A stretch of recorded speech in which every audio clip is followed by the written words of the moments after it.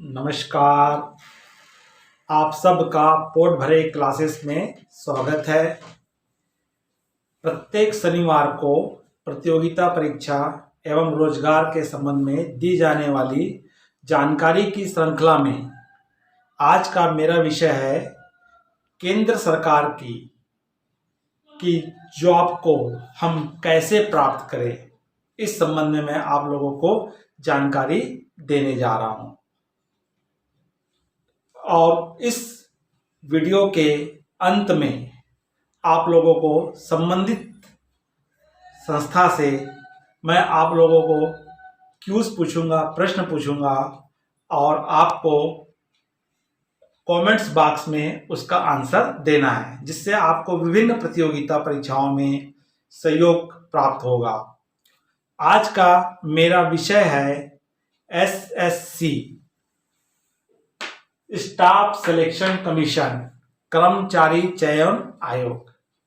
तो कर्मचारी चयन आयोग एसएससी एक ऐसी चयन संस्था है जो भारत सरकार अर्थात केंद्र सरकार सेंट्रल गवर्नमेंट की मंत्रालय एवं विभिन्न विभागों की श्रेणी बी व सी श्रेणी के अधिकारियों की नियुक्ति करता है और इसके लिए परीक्षा का आयोजन करता है।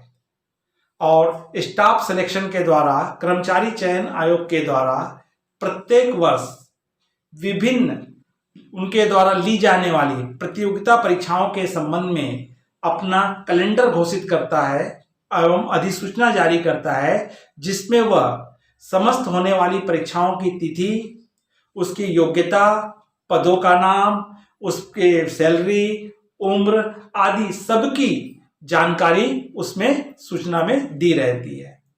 तो आप कर्मचारी चयन आयोग के वेबसाइट में जाकर के भी आप उसको लोड अनलोड कर सकते हैं। आज मैं आपको बताने जा रहा हूं कर्मचारी चयन आयोग के द्वारा किस किस लेवल की परीक्षाएं ली जाती है, किन किन पदों के लिए ली जाती है, उनके लिए क्या योग्यता है, क्या क्वालिफिकेशंस है, उम्र क्या है और परीक्षा का स्तर कैसा होगा और किस प्रकार से प्रश्न इसमें पूछे जाते हैं। तो विभिन्न प्रतियोगिताओं के लिए ली जाने वाली परीक्षाओं में पहला हमारा आता है एसएससी सीजीएल। जैसे इसका फुल फॉर्म होता है SSC service staff service commission combined graduate level. इसको शॉर्ट में कहा जाता है SSC CGL combined graduate level examination. तो जैसे कि इसके नाम में ही दर्शाया गया ग्रेजुएट लेवल, मतलब इसकी योग्यता जो होती है स्नातक ग्रेजुएट, किसी भी विश्वविद्यालय मान्यता प्राप्त विश्वविद्यालय से किसी भी विषय पर स्नातक डिग्री होना, ग्रेजुएट होना, और न तो इसमें किसी प्रकार के परसेंटेज का बंधन है, न तो किसी प्रकार के डिवीजन का, केवल आपके पास स्नातक की डिग्री होनी चाहिए। और इसमें एसएससी के द्वारा किन पदों की नियुक्ति की जाती है, तो इनके जो मुख्य पद हैं सहायक लेखा अधिकारी, असिस्टेंट अकाउंट ऑफिसर, आयकर निरीक्षक, इनकम टैक्स इंस्पेक्टर, सहायक अनुभाग अधिकारी, इंस्पेक्टर केंद्रीय उत्पादन शुल्क, inspector CBI, inspector food, auditor और यूडीसी अपर डिवीजन क्लर्क। इसके अलावा और विभिन्न पद हैं जिनके लिए कौन सी परीक्षा ली जाती है, सीजीएल अर्थात ग्रेजुएट कंबाइंड ग्रेजुएट लेवल की एग्जाम आयोजित की जाती है।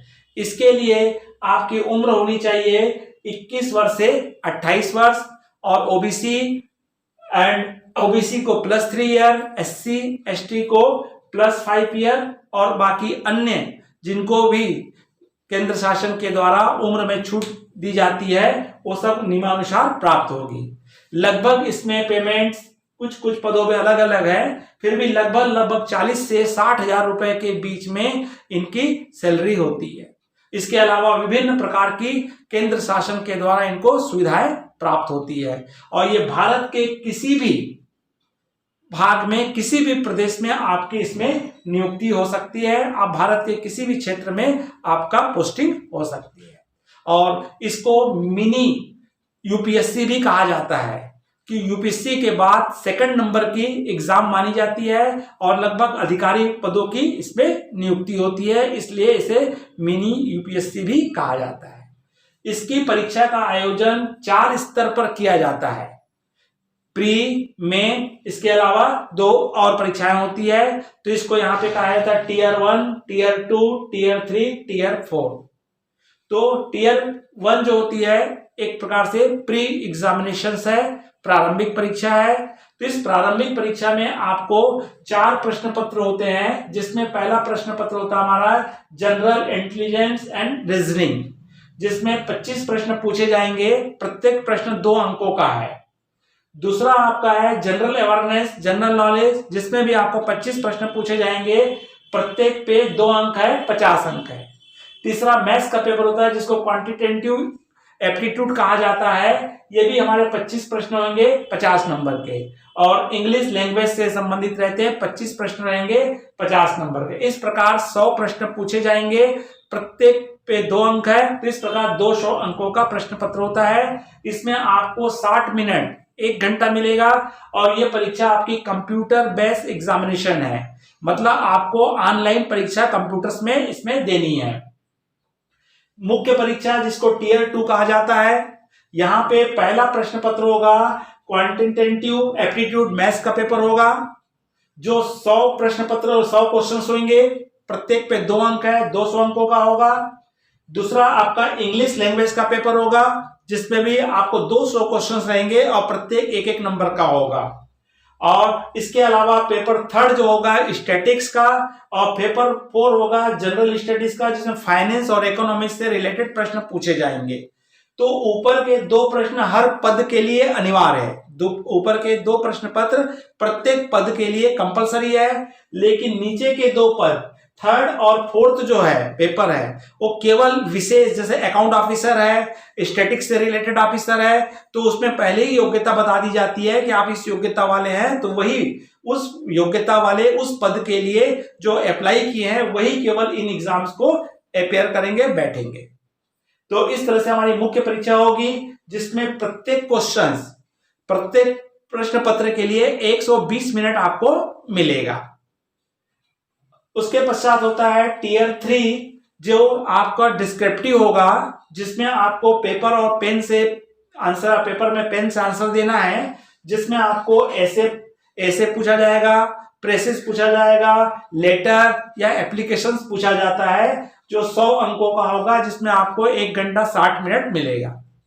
ये 3 एग्जाम क्लियर होने के पश्चात कई पद पे डायरेक्ट पोस्टिंग हो जाती है, डॉक्यूमेंट्स चेकिंग की जाती है, और कुछ पत्रों में हमको स्किल टेस्ट, इंटरव्यू के स्थान पे स्किल टेस्ट कर दिया गया है, और डाटा एंट्री स्पीड का टेस्ट होता है, और कंप्यूटर एफिशिएंसी या कंप्यूटर में प्रवीणता देखी जाती है। तो ये इंटरव्यू के स्थान पे इनका टेस्ट लेना चालू किया गया है। तो इस प्रकार से आपको 4 परीक्षा के स्तर से आप निकल के जाना होगा, तब जाकर के आप इन अधिकारियों के पद पर आपकी नियुक्ति होगी। इसकी कॉम्पिटिटिव की एग्जाम का कंपटीशन टफ है, इसके लिए बहुत ज्यादा मेहनत करनी पड़ती है, और ये पीओ, बैंक के पीओ लेवल की एग्जाम्स है। इसके लिए आपको मेहनत करना है, और आपको कम से कम इसके लिए 2 से 3 साल की तैयारी करने के बाद ही इसमें आपका सिलेक्शन होता है। और आपका सिलेक्शन हो जाएगा तो आप केंद्र पे सेंटर की आप जॉब प्राप्त कर लेंगे, और भारत के किसी भी क्षेत्र में आपकी नियुक्ति होगी, और बहुत ही सम्मानीय पदों की श्रेणी में ये आता है। उसके पश्चात आता है एसएससी के द्वारा सेकंड स्तर की जो परीक्षा ली जाती है, जिसको एसएससी CHSL कहा जाता है, अर्थात कंबाइंड हायर सेकेंडरी लेवल। जैसा कि इसके नाम पे दिख रहा है हायर सेकेंडरी, मतलब इसके लिए योग्यता है 12th पास। किसी भी मान्यता प्राप्त बोर्ड से किसी भी विषय पर आपको 12th पास होना है। और इसके लिए जो पद होते हैं उसमें हमारा LDC आता है, lower division clerk, DEC data entry operator, court clerk, postal assistant, storing assistant, JUS अर्थात जूनियर सेक्रेटरियल असिस्टेंट, इन पदों की नियुक्ति इसमें की जाती है और इसमें इनकी उम्र है कम से कम 18 वर्ष और अधिक से अधिक 28 वर्ष है। इसमें भी आपको इसमें 25 वर्ष है और इसमें आपको ओबीसी को 3 साल और एसटी को 5 साल मिलेगा। लगभग इसकी सैलरी भी 25,000 से 35,000 तक इसकी सैलरी आती है। इसमें ये परीक्षा इसकी 2 स्तर पे होती है, टीयर 1 और टीयर 2। तो टीयर 1 में आपके चारों क्वेश्चन सब्जेक्ट वही हैं, केवल स्तर यहाँ पे ग्रेजुएट स्तर के प्रश्न पूछे जाएंगे, यहाँ पे हायर सेकेंडरी स्तर के क्वेश्चंस पूछे जाएंगे, जिसमें general intelligence and reasoning test है, जनरल अवेयरनेस है और क्वांटिटेटिव एप्टीट्यूड मतलब मैथ्स है और इंग्लिश लैंग्वेज है। यहाँ भी आपके 25-25 क्वेश्चंस पूछे जाएंगे, 2-2 अंकों के रहेंगे, 50-50 अंकों के रहेंगे, 100 प्रश्न रहेगा और 200 अंकों का रहेगा। यहाँ भी आपको 60 मिनट मिलेगा प्री एग्जाम्स में। और इसके साथ ही आपका टीयर 2 होता है, जिसमें आपको ऐसे लेटर या एप्लीकेशन या प्रेसिस पूछा जाएगा, जिसमें आपको आधा घंटे का टाइम मिलेगा और आपको 50 नंबर का प्रश्न पत्र होता है। तो इसमें 2 लेवल की एग्जाम्स ली जाती है और इसमें अगर आप ले लेते हो तो आप इन पदों पर सेंट्रल गवर्नमेंट के संस्था में आप ज्वाइन करेंगे। तीसरे नंबर की परीक्षा लेती है एसएससी एमटीसी, मल्टीटास्किंग स्टाफ कहा जाता है। इसके लिए 10th पास हाई स्कूल के समकक्ष किसी बोर्ड से, मान्यता प्राप्त बोर्ड से आपके पास सर्टिफिकेट होनी चाहिए, अर्थात इसके लिए मिनिमम योग्यता क्या है, 10वीं पास है। और इसके लिए भी उम्र है 18 वर्ष से 25 वर्ष है, प्लस 3 ईयर्स प्लस 5 ईयर की आपको छूट मिलती है। इसकी लगभग सैलरी 20,000 के आसपास सैलरी बनती है। इसके लिए भी जो एग्जाम्स होगी वो भी 2 स्तर की होगी, टीयर 1 टीयर 2। टीयर 1 में यहां भी आपको वही प्रश्न पत्र होगा, general intelligence and reasoning test, general awareness, quantitative aptitude, गणित, मैथ्स और इंग्लिश। लेकिन यहां पे जो प्रश्न पूछे जाएंगे उसका स्तर क्या होगा, 10th लेवल का होगा, 10वीं स्तर का प्रश्न पत्र इसमें आपका आएगा। और इसमें भी आपको टीयर 2 होगा, जिसमें ऐसे लेटर या एप्लीकेशन पूछा जाएगा, जिसमें आपका राइटिंग जानना चाहते हैं, आपकी लिखने की क्षमता को परखा जाता है। ये 50 नंबर का होगा, लगभग इसमें भी आपको 30 मिनट का समय आपको मिलता है। और इसके लिए आपको 90 मिनट का पेपर्स होगा, कंप्यूटर बेस्ड में है ये भी, और आपको 100 प्रश्न रहेंगे। इसमें भी आपको क्या है, 200 अंकों का प्रश्न पत्र होता है। तो इन परीक्षाओं के लिए, इसके लिए पास होना कंपलसरी है, 33% लाना अनिवार्य है। लेकिन इसके लिए कट आउट होता है, कट आउट जारी होता है और उस कट आउट पद के आधार पे होता है, मेरिट लिस्ट जारी होती है। अगर आप मेरिट लिस्ट में आप आ रहे हैं तो आपकी ज्वाइनिंग पक्की मानी जाती है। तो इस तरह से 3 लेवल की मेन एग्जाम एसएससी के द्वारा कंपलसरी हर वर्ष परीक्षाएं आयोजित की जाती है। इसके अलावा और कुछ मुख्य परीक्षाओं का आयोजन भी एसएससी के द्वारा किया जाता है, जिसमें है CAPF central arm police force. इसमें आपको inspector, sub inspector, Delhi police, border police, इन सब की नियुक्ति यहाँ पे की जाती है। इसके लिए भी योग्यता स्नातक है और इसकी भी उम्र का आपको उसमें इंगित रहेगी, उम्र क्या है, इसमें फिटनेस आदि को भी देखा जाता है, इसमें हाइट आदि को भी लिया जाएगा। उसकी एक एग्जाम होती है जेई जूनियर इंजीनियरिंग। तो सेंट्रल गवर्नमेंट के विभिन्न विभागों पर जूनियर इंजीनियरिंग की भी नियुक्ति की जाती है, जिसमें इंजीनियरिंग में डिप्लोमा होना अनिवार्य है और ये भी हमारे विभिन्न परीक्षाओं का आयोजन होता है, उस परीक्षाओं के माध्यम से इसकी नियुक्ति होती है। JHT जूनियर हिंदी ट्रांसलेटर, तो इसमें हिंदी और इंग्लिश में आपका अच्छा नॉलेज होना चाहिए।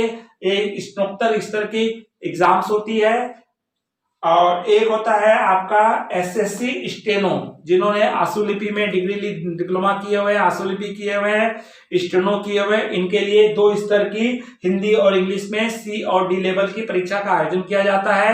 इसमें 12th पास और प्लस ग्रेजुएशन दोनों लेवल की एग्जाम्स होती है।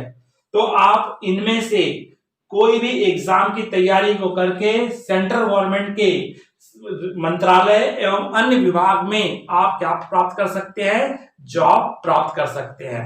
तो इनके लिए, क्योंकि केंद्र से इनके द्वारा पहली मैंने आपको जानकारी दी है कि एसएससी के द्वारा अपना कैलेंडर डिक्लेयर किया जाता है, जिसमें वो विभिन्न पदों की वैकेंसीज के साथ साथ परीक्षाओं की तिथि भी डिक्लेयर करती है और इसके लिए ऑनलाइन आवेदन करना पड़ता है। और इसकी जो फीस है जनरल और ओबीसी के लिए मात्र 100 रुपए फीस है और बाकी सब के लिए निःशुल्क है। तो कोई भी व्यक्ति आसानी से अप्लाई करके इस परीक्षा की तैयारी करके सेंट्रल गवर्नमेंट की, केंद्र सरकार के जॉब को क्या कर सकता है, प्राप्त कर सकता है। तो मैंने बताया था कि मैं आप लोगों को इससे संबंधित क्यूज पूछूंगा, प्रश्न पूछूंगा।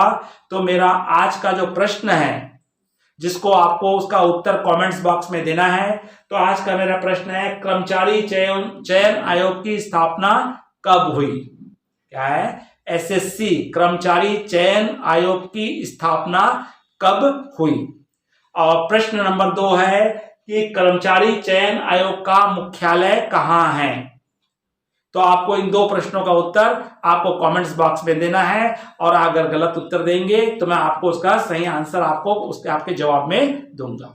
अगर आप लोगों को ये वीडियो अच्छा लगा होगा तो लाइक कीजिए, अपने मित्रों को, साथियों को अधिक से अधिक शेयर कीजिए जिससे उनको लाभ प्राप्त हो सके।